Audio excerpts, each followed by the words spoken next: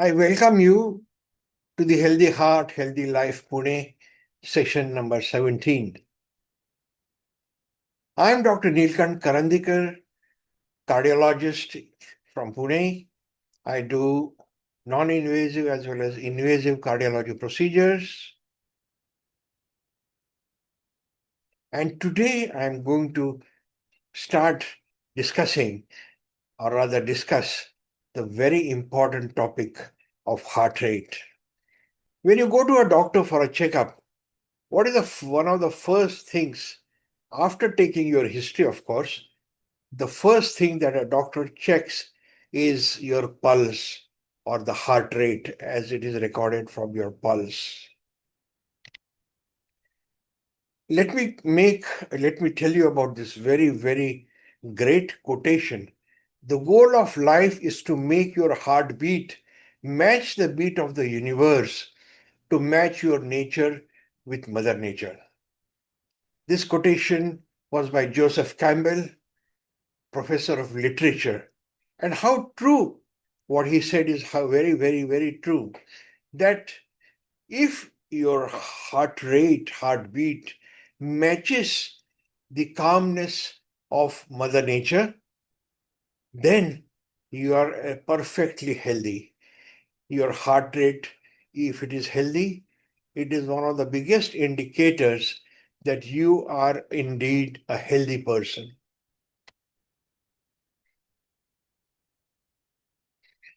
In a healthy individual with no heart disease, a normal resting heart rate for adults ranges from 60 to 100 beats per minute. Generally, a lower heart rate at rest implies more efficient heart function and better cardiovascular fitness. So if your heart rate is nearer 60, it is better than if it is nearer 100. For example, a well-trained athlete might have a normal resting heart rate closer to 40 beats also. So, even though by definition 60 to 100 is normal, if there is no heart disease and if there is no heart block, then even a rate of 40 is very good for you. Let me give you an example of Bjorn Borg, you know, uh, a great Swedish tennis player, one of the all-time great tennis players, had a resting heart rate of 35 beats per minute at the peak of his career. This was the remarkable result of cardiovascular adaptation from years of tennis training. I remember, I used to watch Borg play, and if the tennis match went into the fifth set, almost certainly one could say that Borg is going to win the match. Why? Because his heart rate would rise so slowly from 35 to 40, 45, 50, second set, third set, fourth set. Even in fifth set, might be his heart rate was around 110, 120 only.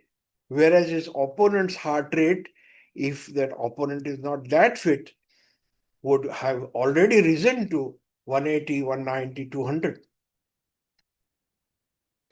Even at 70, near 70 years, Borg looks quite fit.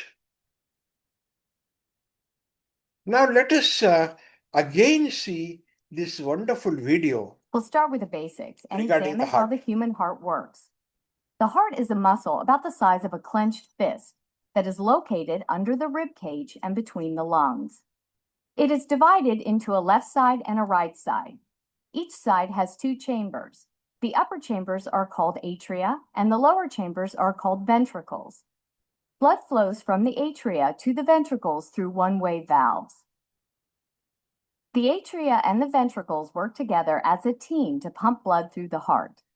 The right atrium receives oxygen-depleted blood from the body and pushes it into the right ventricle, which pumps it out to the lungs. Oxygen-enriched blood is returned from the lungs to the left atrium, which pushes it into the left ventricle, where it is pumped back out to the body. After the body has used all of the oxygen in the blood returns to the heart and the cycle repeats. In a normal heart, this sequence occurs 60 to 100 times per minute. The heart's beating rhythms are driven by electrical impulses within the heart. In a normal heart rhythm, electrical signals originate in the heart's natural pacemaker, the sinoatrial node, also called the SA node. These electrical signals travel from the atria to the ventricles in a defined rhythmic pattern. The electrical signals pass through the atrioventricular or AV node. The AV node acts as a natural gatekeeper for the heart, through which all the heart's electrical signals normally pass.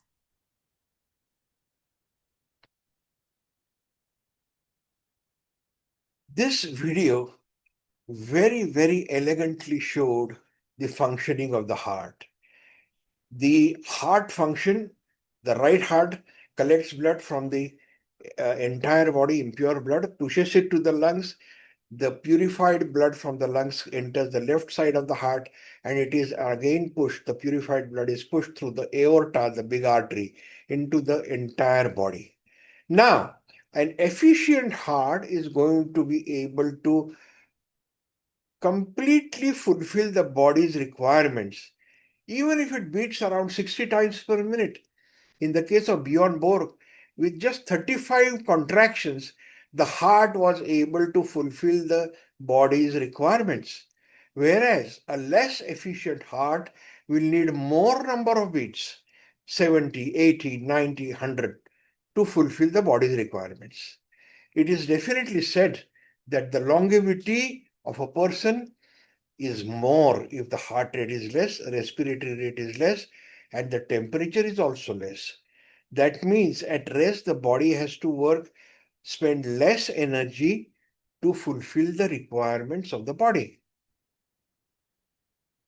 How to measure the pulse rate? I think all of us should be able to and should be measuring our own pulse rate at regular intervals.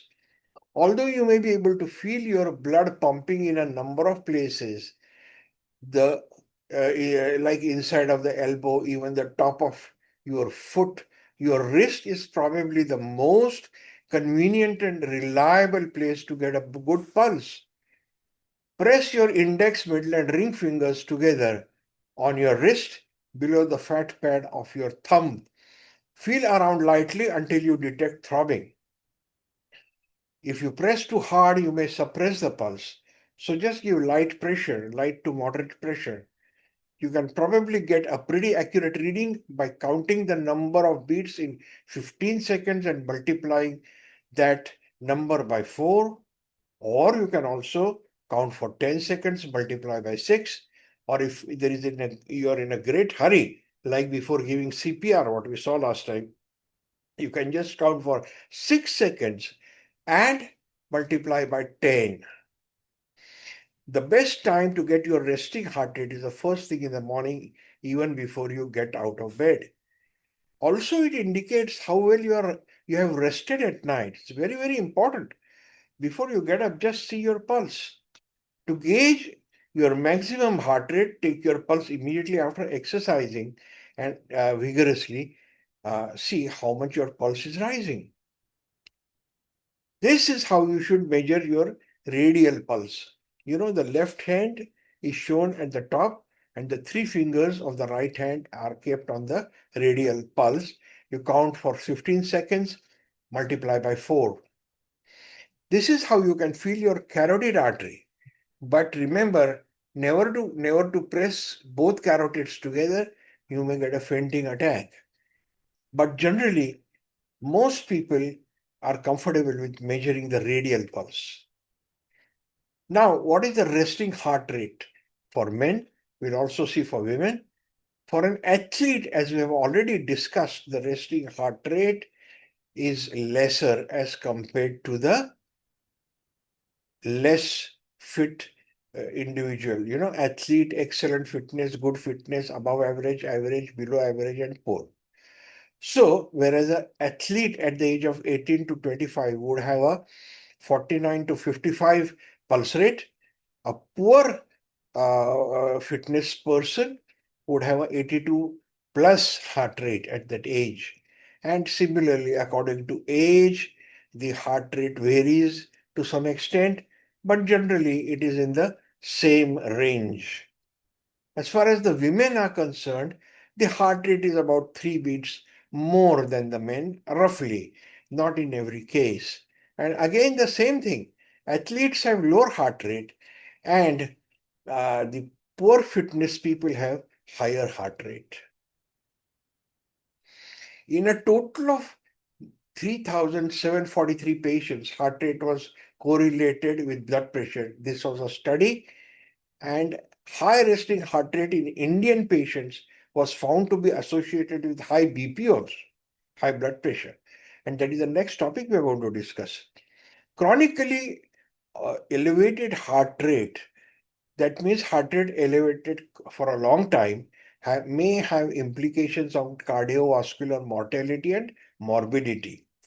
Therefore, if you have a very fast heart rate nearing 100, you should consult your cardiologist and check why the heart rate is high and take a necessary treatment.